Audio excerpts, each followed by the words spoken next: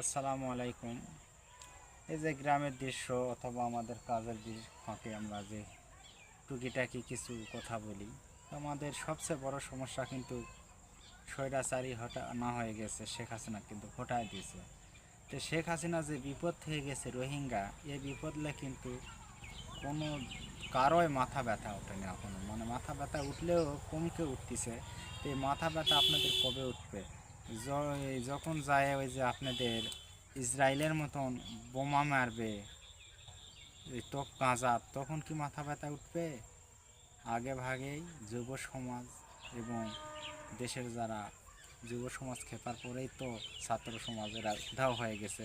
তো এই ছাত্র সমাজ আবারও এই রোহিঙ্গা করে খেপে বিদায় করে দিতে হবে। যদি আপনারা আজকে না খেপে বিদায় করতে পারো এই রোহিঙ্গাগুলাক, আগামী দিন ধৈর্য ধারণ করে থাকবে, তাহলে আগামীতে আপনাদের ওদের ভবিষ্যৎ প্রজন্ম যারা আসবে তাদের জন্য কিন্তু ওই গাঁজাবাসীর মতন বোম খাতে হবে ওই ইসরায়েলের হাতে। যে ইসরায়েল আছে আমাদের দেশে, এই ইসরায়েলগুলা এই রোহিঙ্গা আর রোহিঙ্গা ইসরায়েলের হাতে কিন্তু আমাদেরকেও বোম খেতে হবে। তো বোম খাওয়ার আগে এদেরকে সরিয়ে দাও, এদের দেশে এদেরকে পাঠিয়ে দাও, ওরা যেখান থেকে আছে সেখানে চলে যায়।